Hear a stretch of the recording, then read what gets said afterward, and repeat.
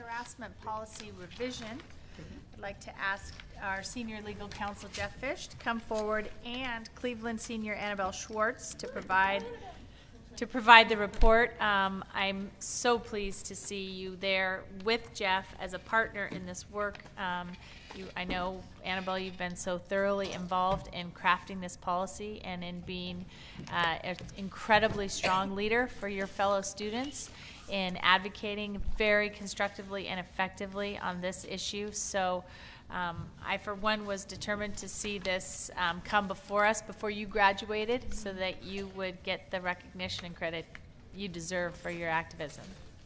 Thank you, Amy, and thank you, Halima. So like Amy said, my name is Annabelle Schwartz. I'm a senior at Cleveland High School, and I use she, her pronouns. I think Jeff had something to say before I start.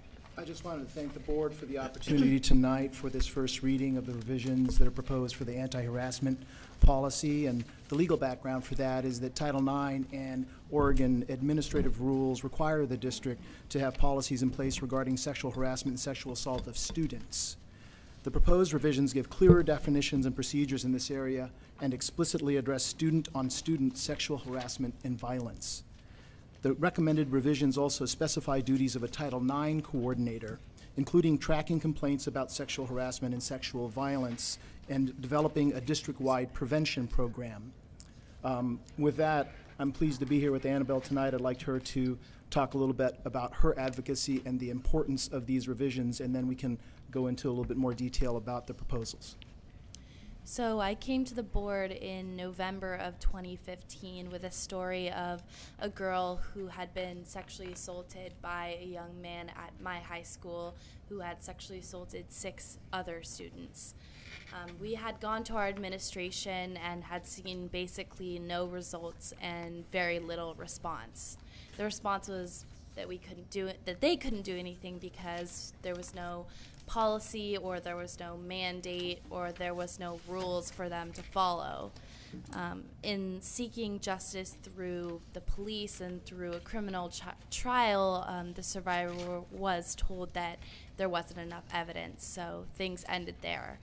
This isn't a problem, of course, that's just happening in high schools. Across the nation, we're seeing colleges who are finding different ways to address this issue. And of course, it's not just an issue in colleges. We're seeing 1 in 6 women report that they've been sexually assaulted in their lifetime, 1 in 33 men, and some resources say 66% of trans folk have been sexually assaulted in their lifetime. Some really key points in this policy for me are the definition of sexual violence. Of course, this is a simple definition, but this means that now that it's actually in there, administrators will have to see this as an issue that they must tackle. The regular training on sexual violence for Title IX coordinators, a timeline for investigations, which is now 30 days. Before it just said something like prompt investigation, and all complaints. Could you say that again, please? Previously, the policy just said tracking harassment must be handled in Investigations will be handled promptly, and now it says 30 days, and all complaints must be reported to a Title IX coordinator. I personally don't know the state of a Title IX coordinator here in Portland Public, but I've never met them, and I don't think there is one.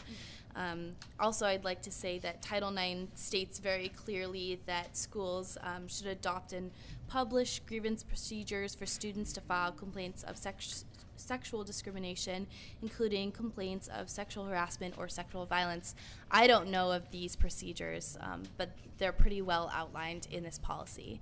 I very much support the policy that Jeff wrote. I've read through it all, and I think that there's nothing else that could be included there without breaking the one important rule that PPS has, which is that we are to serve all people under PPS equally. So I support this policy. So with that, could I have the clicker? Yeah. Or do you want to click it? This is the current structure of policies that and ADs that are relevant here. So in our board policy section, section 1, there is a non-discrimination policy, which there are some slight revisions recommended to. And in the student section, there is an anti-harassment policy. You'll notice it's the only anti-harassment policy in the policies for the district at this time, and it deals with both students and adults. So that's actually what is also used for personnel issues regarding anti-harassment or harassment, incidents of harassment. And then in the personnel section, there's actually an explicitly sexual harassment policy as well as sexual harassment procedures in an AD, and then staff to student sexual harassment policy as well, which would be somewhat duplicative of the anti-harassment policy revisions that are being recommended.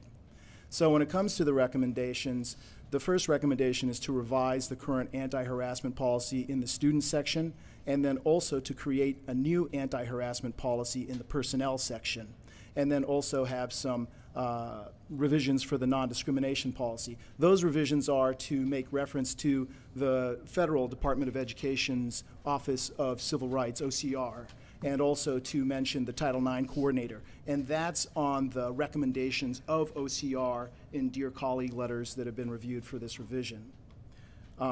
Beyond that, the recommended revisions for the anti-harassment policy itself really focus in 4 areas. Annabelle's covered most of them already. The first being to expand the definition of sexual harassment. The second, to have a more detailed response to student-on-student sexual harassment and sexual violence. And then also to define the Title IX coordinator duties. The OCR, by the way, makes constant mention that the Title IX coordinator should be right up front, that you should always be able to easily find who that person is and refer complaints about sexual harassment and sexual violence to that person, and that they should have a number of duties that coordinate the district's response to those kinds of incidents. And then the last thing would be to assure complainant or survivor rights in these kinds of situations. As far as the first change, expand definition of sexual harassment, the current anti-harassment policy does mention sexual harassment, but it doesn't explicitly state sexual violence or sexual abuse. This revision does and goes into more detail so that, as Annabelle mentioned, it would be clear to everyone, administrators, students, and anyone else who reviews this policy, exactly what is covered by it. One example is to include the violations of boundary violations, or the violation of appropriate student-adult boundaries, which is well explained in TSPC rules, but isn't necessarily in our policies. That would include grooming by adults of students and romantic relationships that are instituted or encouraged or maintained by adults with students. Second area is to the student-on-student sexual harassment and sexual violence, that there is a more detail about the response. So you'll see that there, as Annabelle mentioned, there's a 30-day timeline for an investigation and then notification if it's going to take more than 30 days, because sometimes these investigations do take longer. Also, there's a recommendation to create a new AD. An administrative directive is something that the superintendent can authorize that would be in the student section to detail more of the district's response and also detail more of the Title IX coordinator duties, which are best practices recommended by OCR. And then finally, to ensure that the Title IX coordinator contact information, as I mentioned, is widely distributed in the district. As far as Title IX coordinator duties go, one important one is to track all complaints of sexual harassment, so that the policy as revised would require anyone who handles a complaint about sexual violence or sexual harassment inform the Title IX coordinator of that complaint so that they can be tracked. Also, the Title IX coordinator would assist building administrators in investigating these complaints and provide central office support for complainants and survivors, and work in conjunction with building administrators to provide options for for survivors of incidents. And then also to develop a district-wide sexual harassment, sexual violence education and prevention program, which is, again, among the best practices recommended by OCR. And then when it comes to survivors and their rights, building administrators, in conjunction with the Title IX coordinator, will develop options for safety and support of people who are victims or survivors of sexual violence, that there be a prompt investigation, which now has a timeline on it, and that there's notification to the complainant or the survivor, if not the complainant, to the extent allowable by law, of the outcome of the investigation. So there are some intersections of FERPA privacy requirements and Title IX that would require, under OCR's guidance, for the district to be able to give information about what happened as an outcome to the alleged perpetrator or the found perpetrator, if it affects the person who complained or if it affects the survivor in the incident. So there are some things that could not be shared, but to the extent allowable by law, they would be. So that's a brief summary of the changes that are recommended. The board, in its materials, has received a markup version of both the anti-harassment in the student section and the anti-harassment policy in the personnel section, as well as a markup of the non-discrimination policy, which just adds mention of OCR and Title IX coordinator. So if there are any specific questions, we can address those. I would note that these drafts are ongoing in editing, so there are already some additional edits that have been suggested. The drafts will be open for public comment through May 19th, I believe. So we anticipate that and hope that a version that would come to the board as a final version will have some additional changes from what you see in front of you tonight. I just wanted to let my colleagues know that this came before the Business and Operations Committee, and it passed out with a 3-0 affirmative vote to bring it to the board. Thank you. Yeah. Any other discussion? Yeah. So thanks for your work on this. It's great, Annabelle, particularly. So part of it, Jeff, is an administrative directive. And yes. What's the timeline for that? And will the that I hope to have something prepared so that it coincides with the board's final reading of the policy, so that that can be reviewed as well. It will probably focus on procedures that may parallel the procedures in the personnel section AD, as well as include some of those best practices recommended by OCR for the Title IX coordinator when it comes to developing preventative measures in education and a district-wide program about what that looks like. So we'll get a briefing on the administrative directive? Sure. Okay, thank you. Yeah, this is, thank you for putting this together. This is probably the most difficult thing in education, is complaints by students directed at teachers. Many, many, many, many times, they're false accusations. Tons of times, they're false accusations. Lots of times, they're not. They're actual things. So one of the things a policy has to do, in my opinion, is to make a clear demarcation between those two things. For instance, you talked about tracking complaints. Well, then if the complaint is shown to not be not a valid complaint, then that needs to be that complaint gets removed. It doesn't hang around in a file of the teacher. That's not, because from the outside looking in, it looks like, well, sure, you want to keep a record of that. It was a complaint. We want to have a record of the complaints. But from the inside looking out, it's just like, do you want false information about you in your police record? Or does it get taken out? If you're found not guilty of a crime in this country, then you're not guilty. You're not guilty of the crime. Well, same it should be here in some manner, because there's two sides to each of these, and you need to have the protection for the false accusations. I don't see it here at all. I don't think we really responded to it. I don't know if we did or not, but I don't see it. And it needs to be thought about and thought through much better in the long run, I think, than what we did. The second problem that I had was grooming, the use of the word grooming. There's no definition of grooming in here, and I know it's a word that the legislature probably used. Well, That's fine that they want to use that word, but what is grooming? If I say, hey, your hair looks nice today, Sally, is that grooming?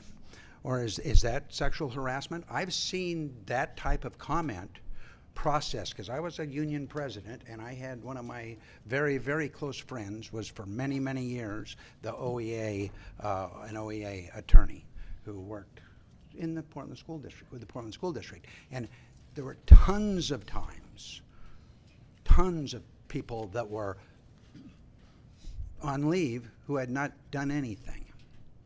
And so this word grooming needs to be, what is that? Because principals or students will take that opportunity to say, what if you use an endearing term with a student? Is that grooming? Is that wrong? What is that? Is that sexual harassment? If you suppose you have an older grandmother who says something like, geez, darling, don't work on that to her second grade student. Is that grooming or is that not? And the people who sit here and say, well, that's a silly question. It's not a silly question when you're a school teacher. It's not a silly question to talk about when can you give a hug, when can you not. Is it okay to give a hug or is it not? Is it okay to touch somebody on the shoulder or is it not? Is it, and often principals themselves, no offense to the people who are talking about principals getting a bad rap tonight, I've seen principals use those things against teachers. I saw them write up a really fine teacher once for saying to a young lady that, hey, that's a nice looking dress you have on today. Someone who had never dressed up before in their class, and it was just a mere compliment, and end up because the principal didn't like her getting written up. Those types of things need to be addressed in some manner in this policy, and I don't know, because I don't know how you want to address it, or if you want to even address it. And then the confidentiality I had trouble with. I'm not sure. It wasn't clear to me. And I think maybe somebody might want to look at that a little more on the confidentiality. I think those are good questions, and all the more reason to have a Title IX coordinator who, under OCR recommendation, should also receive extensive training in this area and be available as a resource to make these kinds of determinations and help in the definition of these kinds of I've incidents. seen people put in jail who didn't molest anyone, and they ended up in jail. And well, if that's a criminal matter, that's beyond the district's doing, really. Career ruined, who ended up in jail and didn't do anything. In fact, the person who put them there admitted that they didn't do anything, and we're still in jail and still have it, and it doesn't come out. So you have to be, you have to be so careful. Well, I think that's a little beyond the scope of this policy. Well, not necessarily, though. But I would want to make one comment on what you started with, which is the logging and tracking of complaints. I agree with you that if a complaint is not substantiated, it's important to note that and to not have repercussions for the accused person. I would also say that it may be important if a pattern emerges to notice that has occurred, and that the district would be well advised to keep all reports so that a Title IX coordinator could monitor that. Also, to your point about reports in bad faith, that actually is one of the latest edits that unfortunately is not in the version before you right now, but it does read reports made in bad faith, for example, for the purpose of harassing another staff member or student, or intentionally false are serious offenses, and that may lead to, in the student version, to discipline, or in the personnel version also to discipline up to and including termination. So I think that you raised some good questions. Yeah, and you're right in a way, I think, on the pattern, but you can have a pattern and it can be meaningless. If you 5 times, having students suggest something 5 times is a pattern, but if each one of them, it may be a pattern for the students, not for the teacher. I've known teachers who have an underground thing going throughout the entire school, and it's an underground thing with the students, and so that teacher is kind of weird, when a teacher isn't necessarily weird at all, but maybe he or she said something once, and some kid picked it up and then sent it through like the telephone through 300 kids, and you end up with people saying, oh yeah, he looked at me wrong, oh yeah, she said something wrong.